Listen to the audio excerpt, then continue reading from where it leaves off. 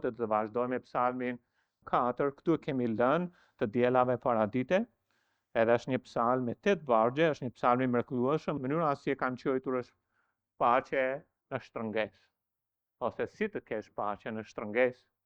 Edhe jetët tona janë jetët tilla që përballen me shtrëngime, përballen me vuajtje, përballen me ankth, përballen me stres, përballen me ngushticë, përballen me shtrëngime, përballen me mjaft vështirësi. Edhe këtu e gjen veten Davidi. Edhe Davidi ka shkruar këtë psalm. Po Perëndia në frymëzimin e frymës së shenjtë nuk ka për të na mësuar vetëm Davidin. Ai ka për të na mësuar dhe ne. E le të lexojmë së bashku psalmi 4, 1-8, vargu parë thot: Dëgjom kur thras o Perëndi drejtësi bërjes sime. Ti më dhe zgjerim kur isha në shtrëngesë. Ki mëshirë për mua dhe dëgjoje lutjen time. Vëre që ai thot drejtësi bërjes. Në dhjatën e vjetër njerëzit mbaheshin te drejtësi bërja e tyre. Në dhjatën e re ne mbahemi te drejtësi bërja e Krishtit. Krishti u bë drejtësia jonë, amen. E nuk shkojmë përpara Zotit për shkak të drejtësisë sonë, po ne shkojmë përpara Zotit për shkak të drejtësisë së Tij. Sepse ai bëri të jetë mëkat për ne ai që nuk njihte mëkat, që ne të bëhemi drejtësia e Perëndisë në të. 2 Korintasit 5:21. Pra kuptoni që jemi në dhjatën e vjetër, jemi në kontekstin e dhjatës vjetër, të mos i përziem gjërat doktrinale. Tani vazhdon, o ju bitë njerëzve, deri kur do të ktheni lavdin time në turp? Deri kur do të doni kotësinë të gjurmoni pas njimtimit, Sela? Por ta dini se Zoti ka veçuar të perëndishme për veten e tij, Zoti do të dëgjojë kur unë ta thras. Qëndroni të mahnitur e mos mëkatoni. Komunikoni me zemrën tuaj, mbi shtratin tuaj, dhe reshni, Sela. Ofroni fli me drejtësi bërjes dhe vëreni besimin tuaj në Zotin. Përsëri vini re këtë varg, pa shpëtim me vepra, ofrohet drejtësi bërje dhe me besim. Po shpëtimi ynë në kohën e kishës nuk është me vepra dhe besim. Shpëtimi është vetëm me besim. Pra jemi përsëri në dhjatën e vjetër. Edhe Bibla është shkruar për 3 grup njerëz, hebrejnë kisha. Në kontekst jemi në kontekst hebraik. Kur kemi te kisha, jemi në kontekstin drejtuar kishës. Dhe shpëtimi është tërësisht nga hyri. Galatasit 2:16 na mëson që shpëtimi nuk është me vepra, po është me besim. Efesianët 2:8-9 shpëtimi është me besim, pa vepra, të mos mburret askush. Tani të shumt janë ata që thonë kush do të na ofrojë një të mirë. Zoti ngrije dritën e fytyrës sate për mbi ne. Ti ke vënë gëzim në zemrën time më tepër se në kohën kur atyre u shumohen drithi e vera. Një herë azi do të shtrihem në paqe e do të flet, sepse vetëm ti o Zot më bën të banoj në siguri. Edhe një fjalë, nëse studioni nga ana doktrinare, kjo lidhet me Mateu 24, lidhet gjithashtu me Danielin, lidhet edhe me 2 Thesalonikas 2, vargje 3, që na tregojnë për neverinë e shkretimit. Ku Antikrishti kthen pllakën, edhe ai fillon që të merret kundër Izraelit. Po ne do të shohim nga ana praktike këtë. Tani si të kem paqe në shtrëngesë. Pirë vargun 8. Një herë azi do të shtrihem në paqe. Konkludimi i psalmit është paqe. Edhe thot e do të fle, sepse vetëm ti Zot më bën të banoj në siguri.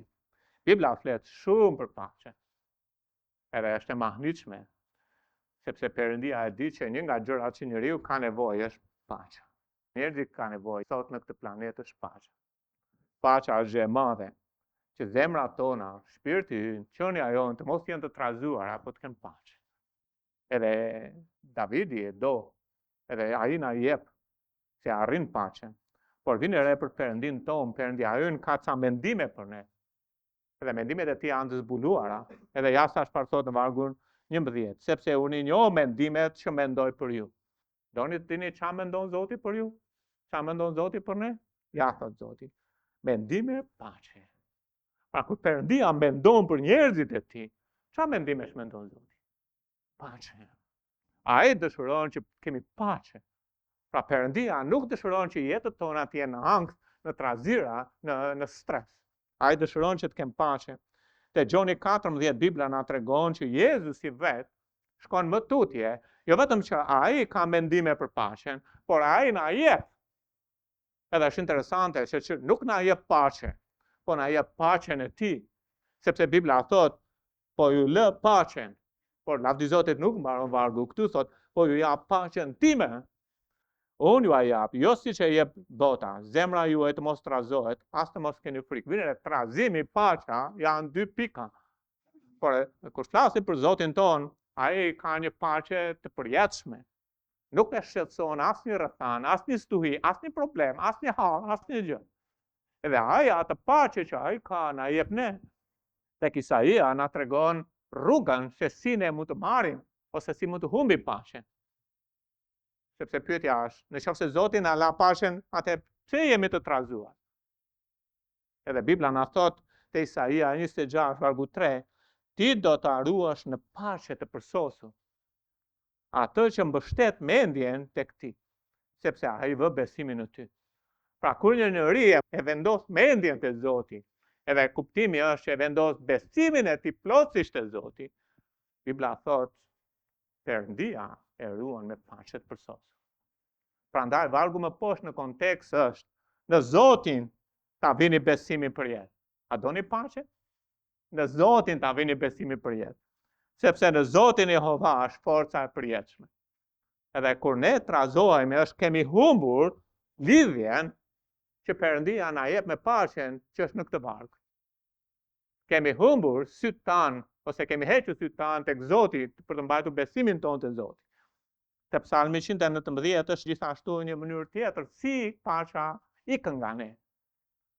Edhe thot, paqe të madhe kanë ata që duan ligjin tanë. Kur ne fillojmë të humbim dashurinë për fjalën. Edhe kur ta dini, kur dashuroni dikë, ju kaloni kohë me atë. Kur ne fillojmë të humbim dashurinë për fjalën. Edhe fjala është një libër i huaj për ne në kontekstin praktik që nuk kalojmë kohë me të. Ta dini, Perëndia do të vërtetohet në çdo gjë, dhe në këtë. Nëse ende keni paqe, edhe fjala është larg, do të vi kohë. Por kthehuni te Zoti, duani fjalën, kaloni kohë me fjalën. Por nëse jemi të trazuar, kemi humbur ose besimin te Zoti, ose dashurinë për fjalën. Te Romakët 8 vargu 6 thuhet, sepse të qenë në mendësi mishtore është vdekje, por të qenë në mendësi frymërore është jetë dhe paqe.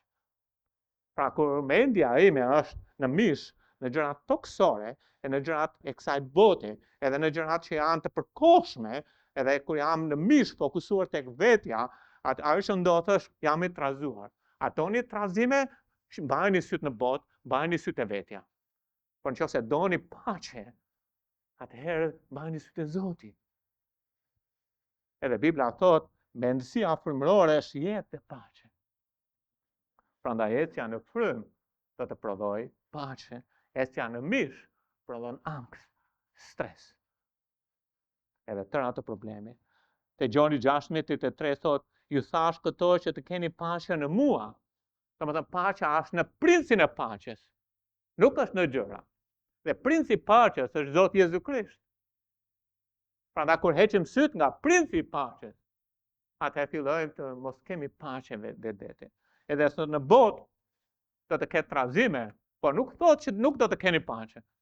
Po kur ka trazime, edhe ka mungesë paqe, atë ka një problem. Kur ndihemi ofenduar dhe ka mungesë paqe, atë kam një problem, sepse paqe të madhe kanë ata që duan ligjin. Ata nuk ofendohen. Po ne ofendohen, ja po. Por kjo botë është plot me trazira. Po ne nuk kemi paqe. Sepse kemi humbur shikimin ton, lidhjen ton me princin e paqes. Tani paqja nuk është vetëm e rëndësishme për aspektin personal. Paqja është e rëndësishme edhe për ne si kish. Shikoni çfarë thot Bibla te Veprat 9:31. Atëherë anë mban gjithë Judes dhe Galiles dhe Samarit, kishat patëm paqe. Tani kur unë kam paqe, ti ke paqe, të gjithë ne kemi paqe, kisha ka paqe apo jo? Po kur kisha ka paqe, çfarë ndodh?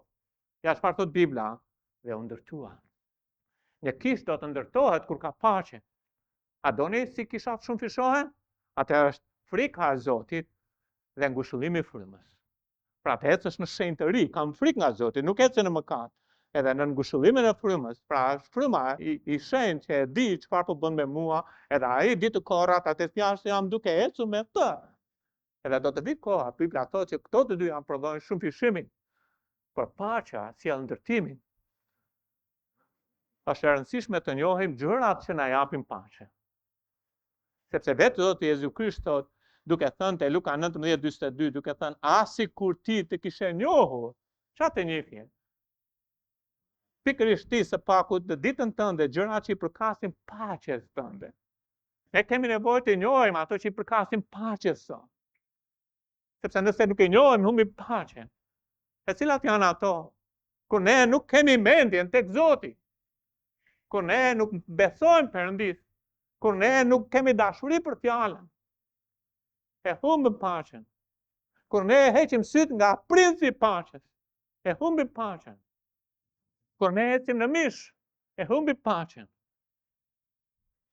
Edhe do të shohim sot, kur ne nuk kuptojmë si punon Perëndia.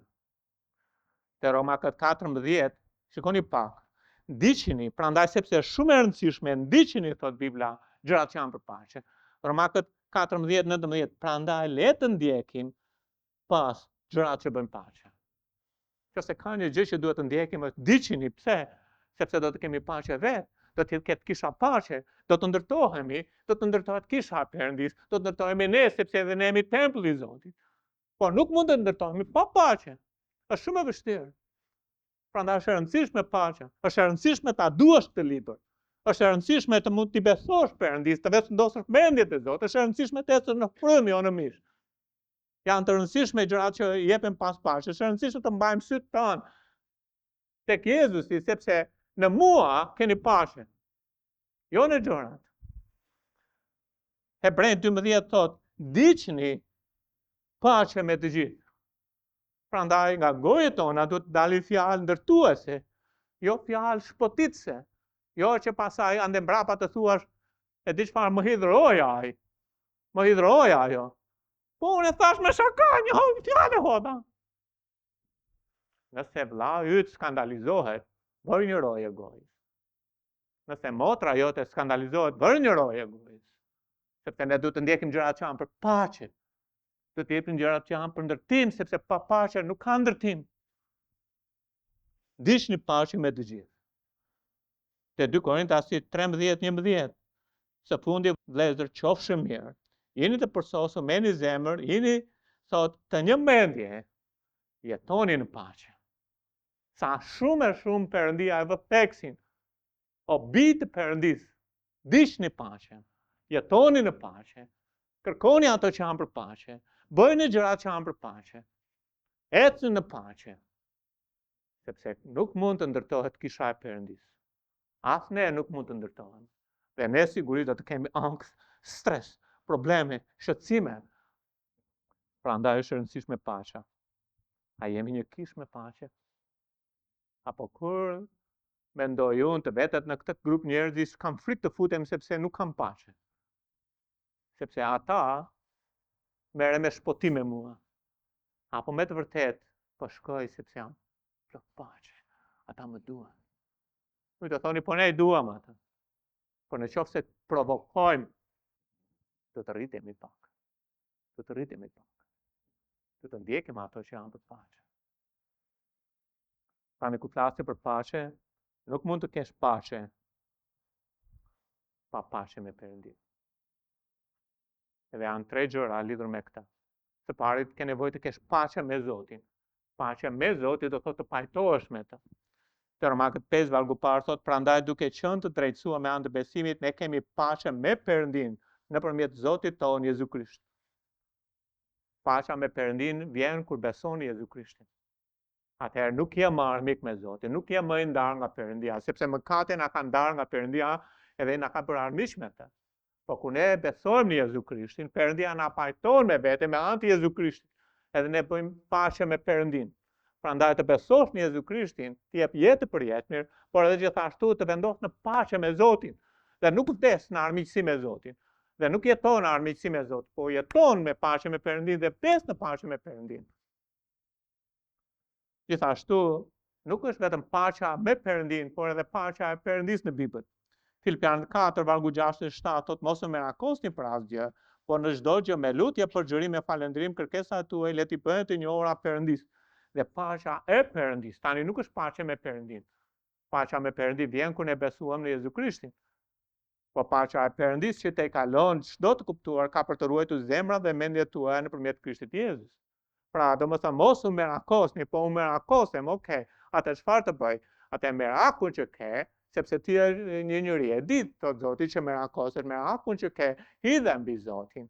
Atë parashtroja merakun, domethënë lutju Perëndis, edhe thuaj Perëndis, ky është meraku im, kjo është ajo që më shqetëson, edhe derdh zemrën tënde te Zoti dhe hedh barrën tënde me Perëndin. Pastaj çfarë ndodh? Paqja e Zotit zbret në zemrën tënde. Ruan mendjen tënde. Por nuk është vetëm paqja me Perëndin ose paqja e Perëndis, por është dhe Perëndia e paqes tjetë me ne.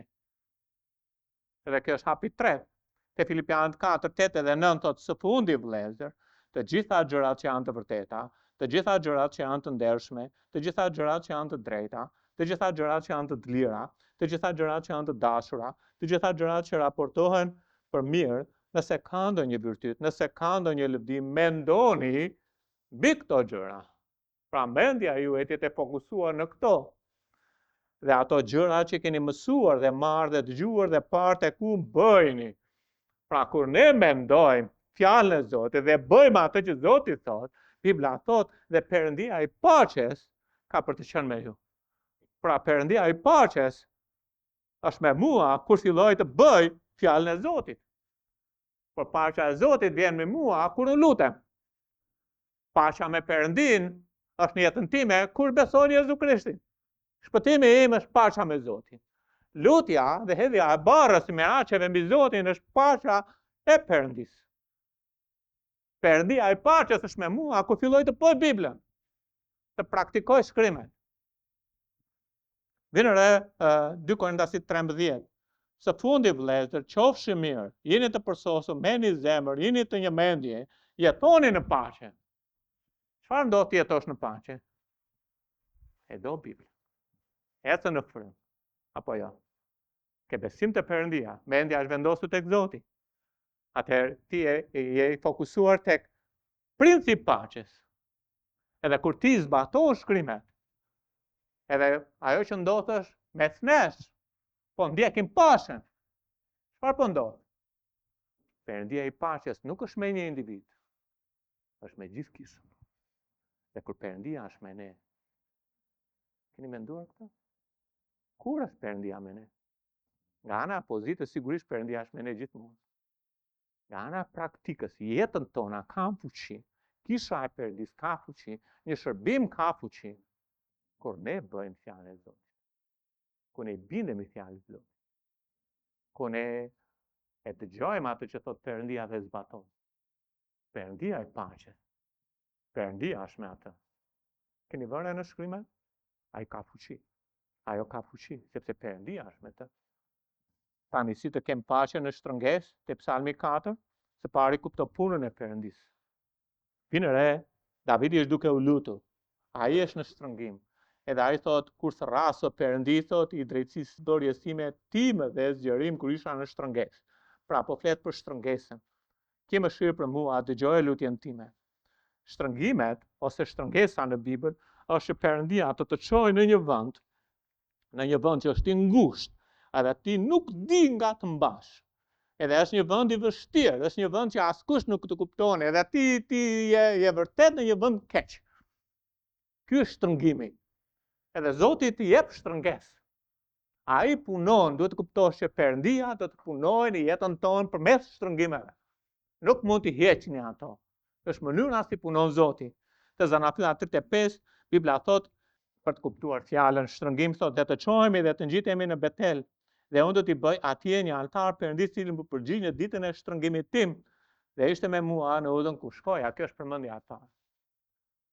Edhe ajo që ndodh është më përpara është që Jakobi ka shumë frikë nga Esau. Edhe ka aq shumë frikë se ai do të vijë, do të shparosë atë dhe familjen e tij, sepse nga frika ai u largua. Edhe dëgjon që Esau do vinte me 400 burra. Edhe ai çfarë bën? Ai bie në gjunjë dhe lutet, edhe Bibla na tregon që ai takoni njëri dhe ky njëri është vetë Zoti Jezu Krisht. Ai Bibla thot ai çau dhe lut shumë, ai mbërtheu për këmbët dhe nuk e lëshoi derisa ta pekonte. Ishte mjaft i shtrënguar. E Bibla thot ai ndryshoi emrin. Por ishte një kohë shtrëngimi. Te numrat 22-26 dhe engjëlli i Zotit shkoi më tej dhe qëndroi në një vend të ngushtë. E dini që Balami i shmange, derisa vajte në një vend të ngushtë, aq e ngushtë sa nuk ishte nga shmange më.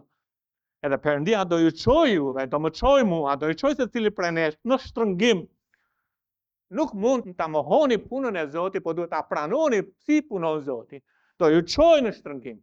Në një situatë në jetën tuaj, në një qoftë familjare, qoftë personale, qoftë me shëndetin, nuk e di me çfarë, do ju çojë në shtrëngim.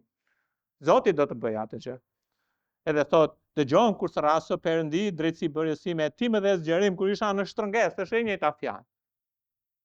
Pra po flasi për dikë që është i shtrënguar. Te Romakët 5 Bibla na tregon dhe jo vetëm kaq, po ne lavdërohemi edhe në tradhzime. Dhe duke qenë ditur se tradhzimi vën në punë veprim durimin, dhe durimi provohet dhe provoja shpresën. Po shpresa nuk të pron. Pra Zoti na çon tek shpresa përmes shtrëngimit pa. A na çon në një vend të ngushtë, pastaj pasi kalon një kohë gjatë në këtë vend të ngushtë, krijoj një eksperiencë pastaj. Pam një përvojë. Përvoja pastaj më çon në shpresë, sepse Perëndia që ishte besnik, është besnik, do të jetë besnik. Tani vinë re qëllimin e shtrëngimit. Është po në vargun e parë. Ti më dhe zgjerim kur isha në shtrëngesë. Oh. Domethënë, e vetmja mënyrë si Davidi mund të zgjerohej, frymërisht po flasim, jo fizikisht, të zgjerohej, ishte kur ishte në shtrëngesë. Përmes shtrëngimeve Perëndia punon për zgjerim. Ai do të punojë në ne. Prandaj kur jeni në vështirësi dhe armiqt ju ndjekin, ose problemet ju ndjekin, ose vuajtjet ju ndjekin, ose hallet ju ndjekin, Zoti do të zgjeroj frymërisht. Kjo do të thotë, ai do ju bëj më të mirë. Është mjaft e rëndësishme për këtë. Tani kur ne studiojmë fjalën zgjerim, Perëndia zgjeron zemrën së pari. Zgjeron zemrën, edhe Bibla na tregon që do të vrapoj në udhën e urdhërimeve të tua kur ti të zgjerosh zemrën time. Nuk mund të vrapoj, nuk mund të ec me Perëndin pa një zemër të gjerë. Po nuk mund të kem një zemër të gjerë me Zotin, një zemër të gjerë me njerëzit e Perëndisë, pa kaluar në shtrëngim. Shtrëngimi zgjeron zemrën. Shtrëngimi zgjeron zemrën, është mjaft e rëndësishme, na bën të hapur në komunikim me Zotin, na bën të hapur me fjalën e Perëndisë, na bën të hapur me njëri tjetrin. Zemra ka nevojë të jetë e gjerë. Po jo vetëm aq, por zgjeron gojën përmes shtrëngimeve. Dhe Ana u lut e tha, zemra ime ngazëllon në Zotin, briri im është lartësuar në Zotin. Goja ime është zgjeruar ndaj miqve të mi. Dhe unë ngazëllohem në shpëtimin tanë. E dini që Ana ishte ajo që shkonte në tempull, lutej, edhe të tjerët i thoshin, s'ke fërët, s'ke fëmijë, ka të lutesh. Ti po bën të këto gjëra për Zotin, po ke probleme, ke halle, ke shqetësime, edhe çfarë, kot mbash te Zoti, Zoti nuk ekziston. Je budalla, je idiot, je nuk e di, një me gjëra që mund të bien mbi ty.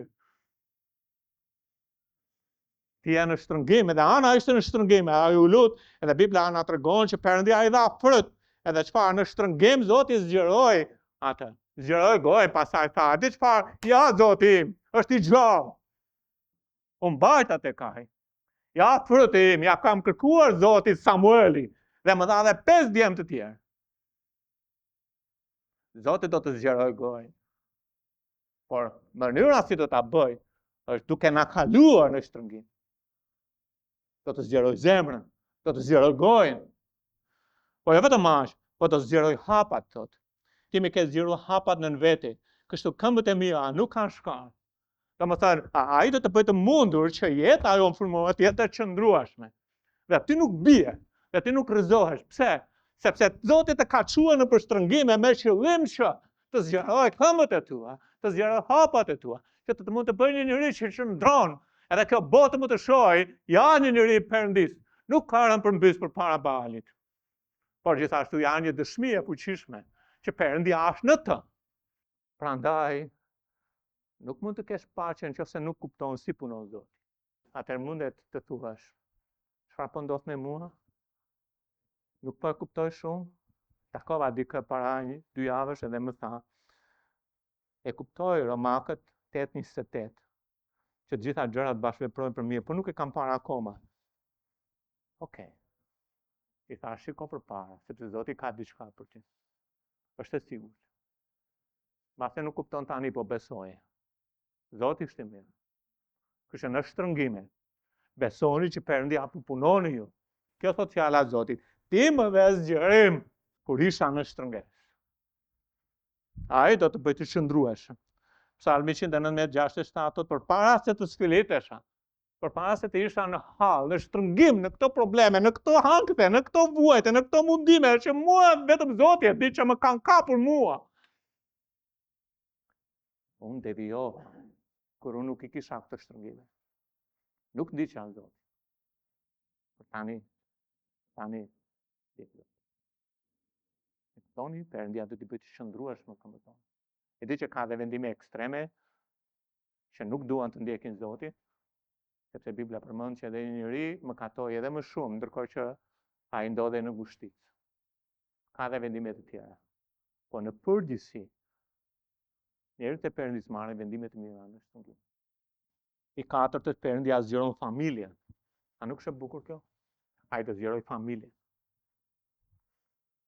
Edhe thot, ja si shpjegim, si shpagim e një llojit, po ju flasi bivet mi zgjeroni zemrën e ju. Tani është frymërore, por zbatohet dhe nga ana fizike. Pali po thot, zgjeroheni zemrën.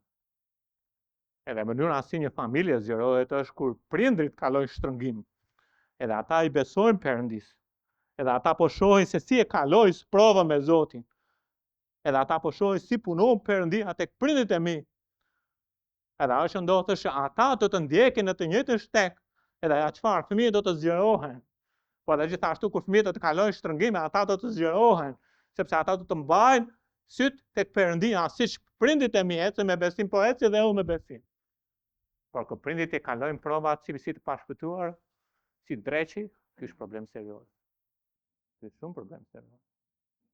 Dhe kjo nuk zgjeron familjen. Po fillojmë edhe të çakërtisen, edhe bërtasin, e ularasin, e sillen si pagan, familja nuk po zgjerohet. Por Zoti do të çojë në shtrëngim në mënyrë që të zgjeroj familjen tonë. E ti do të mësosh të kalosh me Zotin ato, dhe fëmijët do të kalojnë në të njëjta shtigje, sepse kanë parë babin tim si e kaloi, mamin tim si e kaloi. Edhe do të besoj dhe unë, si që ata i besuan. Prandaj Pali thot, o ju Korintas, goja jonë është hapur ndaj jush, zemra jonë është zgjeruar. Pali ka zgjeruar zemrën. Edhe ata, Pali thot, më ndiqni sikur se unë ndjek. Më ndiqni, edhe Pali ka kaluar në shtrëngime edhe ai zgjeruar, edhe tani thot më ndiqni, bëni dhe ju të gjerë. Ja ku e keni shembullin, ja ku e keni modelin.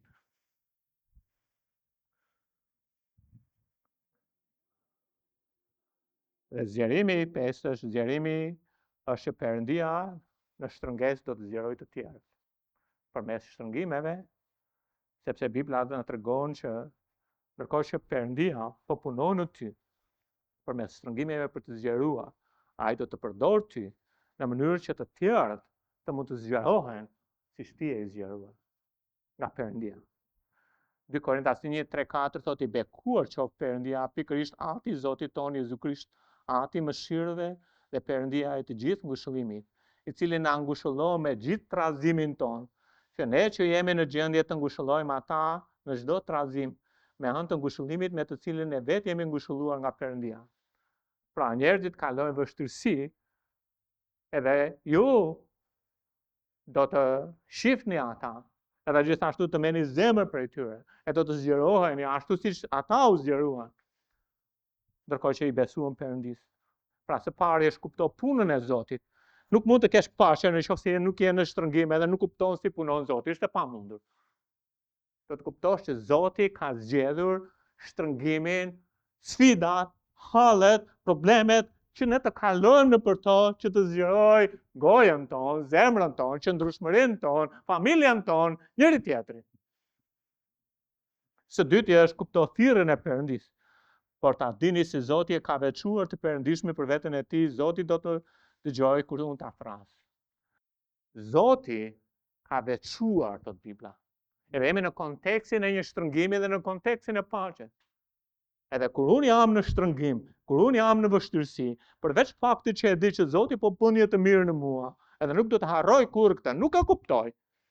Kush mund të kuptonte që Zoti po bënte një të mirë në jetën e Jobit, kur ati ju di që fëmijët i humbi familja, edhe gruaja ati tha mallko Zotin dhe vdiq. Kush mund të mendonte këto gjëra?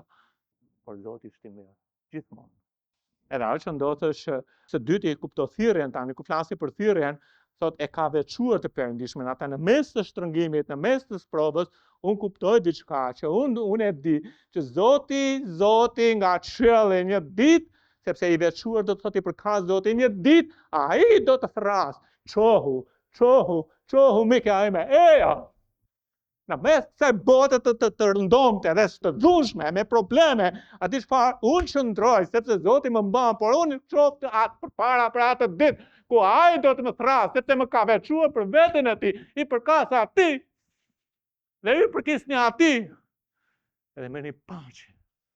Në mes të bote që është shtrëngesë e vështirë, që është e dhimbshme, që është e lodhshme, sepse Zoti do të thrasë një ditë.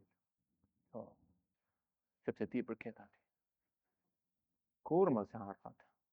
Ai do të vi për ty. Ai të ka veçuar ty. Ka veçuar për veten e vet. Dhe përket Zotit. Si një misionar tha, e ardhmja është paqe ndritshme sa premtimet e Perëndis. Mund të them, e ardhmja është ndritshme sepse premtimet e Perëndis janë të sigurta. Por ai tha këtë, mund të jemi në shtrëngesë, por jemi në duart e tij. Dhe kjo mjafton për të kënduar. Si mund të këndosh kur po digjesh në turrën e druve? Si mund të këndosh? Vetëm kur kupton që i veçuar për Zotin, i përket atij. Edhe në mes të stuhisë, ti je atij. Ai do vit të marrë një ditë. Ti je i veçantë, ti je i çmuar, ti je i veçuar për të. Edhe sigurisht ka edhe kuptimin të Romakët 1 që e veçuar për ungjillin e Perëndis, por kuptoni që në kontekstin e vështirësisë bota e humbur do të shohi se kush është Krishti në mua, dhe pastaj çfarë ndodh? Ai thret o bitë njerëz dhe u thret për shpëtim.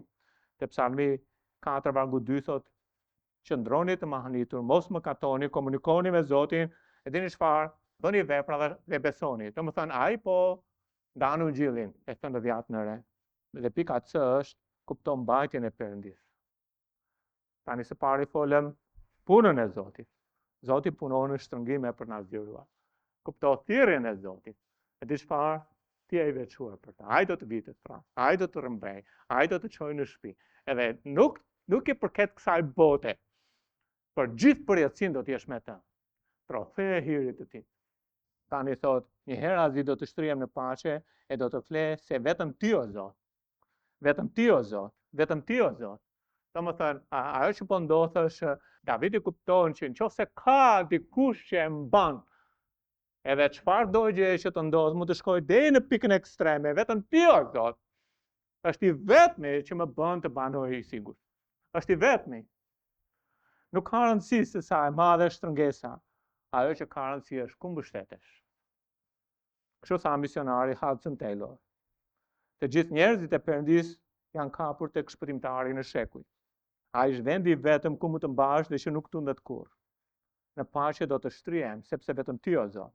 Në paqe do të shtrihem sepse vetëm ti o Zot. E dini çfarë? Ka kuptimin edhe që në ditë kur të vi dita e fundit që do të shtrihesh, domethënë të zësh gjumi që nuk do të hapësh më syt, por do të shkosh lart në prezencën e Zotit, domethënë dita e vdekjes, atë do të shtrihesh në paqe, sepse vetëm ti o Zot do më bësh të banoj në siguri. Edhe a di çfarë? Do të ndryshoj banesën, do të çoj në banesën e tij të përjetshme. Prandaj mund të kem paqe tek Zoti, edhe në shtrëngim. Psalmi 3:3 dhe 6 thot, por ti o Zot, dhe përsëri e njëjta gjë është, por ti o Zot je për mua një mburoj, lavdia ime, ai që më ngre kryet lart. Me zërin tim I thirra Zotit dhe nga kodra e tij e shenjtë ai më dëgjoi. U shtriva e fjeta, u zgjova sepse Zoti më mbajti lart. Tani vjen re një krahasim te Hebrejnë 13:5. Thot, Zoti ka thënë, unë nuk do të lë kurrë, nuk do të braktis. Ky është premtimi I Zotit, apo jo? Edhe këto gjendet në dhjetën e vjetër. Sepse Zoti nuk do të lë. Po krahasimi është te Psalmi 31 edhe Psalmi 3. Psalmi 31:14 thot, por unë e vura besimin në ty, o Zot, unë thash ti e Perëndia im. Dhe vargu 5 I Psalmi 3 thot, unë shtriva e fjeta, u zgjova se Zoti më mbajti. E kapni ndryshimin midis njërës dhe tjetrës? Njëra është Davidi po mbahet e Zoti. Dhe tjetra është Zoti po e mban Davidi. Dhe mësimi është kur ju mbaheni në premtimet e Perëndis, sepse vetë Perëndia ka thënë nuk do të lë, nuk do të braktis. Perëndia do të mbajë ty. Po kur ti nuk e beson atij, atë Perëndia nuk do të përgjigjesh. Sepse që fjala e Perëndis të ketë efekt në jetën tonë, duhet ta besojmë. Prandaj vargu 14 po thot, por unë e vura besimin në ty, o Zot. Unë thash, ti e Perëndia im. Ky është hapi I parë. Ne mbahemi tek ai, edhe e vëm besimin tonë tek ai, edhe pastaj çfarë Perëndia na mban. E dini cila është paqja? Kur ti I hedh syt mbi princin e paqes, Perëndia ti e paqen, e princit të ti. Apo jo? Kështu shkon, ose paqen e ti. Romakët 5:13 thot, tani Perëndia I shpresës, ju mbush me çdo ngazëllim dhe paqe në të besuar. Që ju të mbushëlloni në shpresë nëpërmjet fuqisë së frymës së shenjtë. Paqja të madhe kanë ata që duan ligjin tënd. Ti I jep paqe atyre që kanë vendosur mendjen tek ti. Paqe kanë ata që ecin në frymë. Paqe kanë ata që kanë syt në princin e paqes. Sepse në botë do të keni paqe. Kur mbajmë syt tek ai, do të keni paqe në mua. Një misionar tha, kur Zoti na çon në buzë të humnerës, ose do të na kap kur të rrëzohemi, ose do të na mësoj të fluturojmë. Po nuk do të pijem. Nuk do të pijem. Edhe misionarë të tjerë kanë thënë, për shembull, në qelit tona të errta ne vallëzonim nga gëzimi. Nuk kishim asgjë, por kishim gjithçka. Ai që ka shkruar të torturuar për Krishtin, Richard Wurmbrand. Gëzimi nuk është mungesa e vuajtjes, por prania e Perëndis në mes të saj. Dhe ta mbyllim. Si të kem paqe në shtrëngime? Kujto punën e Perëndis. Ai do punoj për të zgjeruar. A ndodhi në shtrëngim? Kujtoni. Zoti është duke bërë diçka të mirë në ju. Kujtoni këtë. Tjetra e dyta është, shiko thirrjen e Zotit. Ti je I veçuar për të. Ti përket atij. Ai po kthehet. Ai do të vijë një ditë do të thotë çohu mika ime. E bukur ai me eja. Kujtohu në mes të atyre gjërave. Në botë do të keni shtrëngime, po merrni zem. Ai nuk na lë vetëm, dhe thotë nuk do të lë bonja, do të kthehen. Dhe beso në mbajtjen e Perëndis. Besoj premtimeve të Zotit. Nuk do të lë, nuk do të braktis. Kështu ka thënë Zoti. Mbahu tek ajo. Kur ti beson atij, në mbajtjen e tij, Perëndia do të mbajë. Sepse fjala nuk ka fuqi kur e dim, fjala ka fuqi kur e beson. Kur e beson. Dhe tulim kokat tona te Perëndia. Në çfarëdo gjë që Zoti ju ka folur, reagoni ndaj asaj që Zoti ju ka thënë. Përgjigjuni Perëndis tonë të mirë. A nuk është I mirë Zoti? Ai është ai që jep paqe zemrave tona, shpirtit tonë. Ati dashur, faleminderit Perëndi, që ti na udhëheq me fjalën tënde për të na treguar paqen në mënyrën biblike. Edhe na jep nga psalmi Zot, si të kemi paqen në shtrëngesë. Davidi e gjeti. Edhe nuk e dhe vetëm për Davidi, po edhe për ne. Dhe ti na mëson Perëndi rrugë biblike, se si ti Zot prodhon paqen në jetën tonë. Edhe Zot nga psalmi 4, faleminderit për ato gjëra që na mësove. Faleminderit që ti dizenjon shtrëngime, që të zgjerosh Zot, nga ana frymërore, gojën tonë, zemrën tonë, hapat tanë Zot, për të sigurt Zot. familjen tonë, Zoti, dhe kishën tënde, Zot, njëri tjetrin, Prandaj. Dhe faleminderit gjithashtu që ti na kujton që ne jemi të veçantë, sepse ne jemi të Krishtit, edhe me bitët tu, dhe një ditë do të kthehesh, Zot, edhe do të na thrash. Faleminderit që shpresa jonë shkon për te kësaj jete, edhe dita që ti do të na rrëmbeshësh afër, Zot. Faleminderit gjithashtu, Zot, që ti na tregon që ne kemi paqe kur ne mbahemi tek ti, mbahemi në premtimet e tua. Edhe kur kjo ndodh, Zot, ti na mban. Ashtu si Davidi, në paqe do të bie, sepse ti, o Zot, dhe vetëm ti, o Zot, ja ai që na bën të banojmë të sigurt. Dhe nuk është vetëm një natë, po është një jetë të tërë. Është një jetë e përditshme për të banuar mbi tokë me paqe, Zot. Edhe falenderoj për këto. Dhe ti je në mendje dhe në zemrën tonë, Zot. Derisa ti të vish. Në emër të Jezusit lutem. Amen.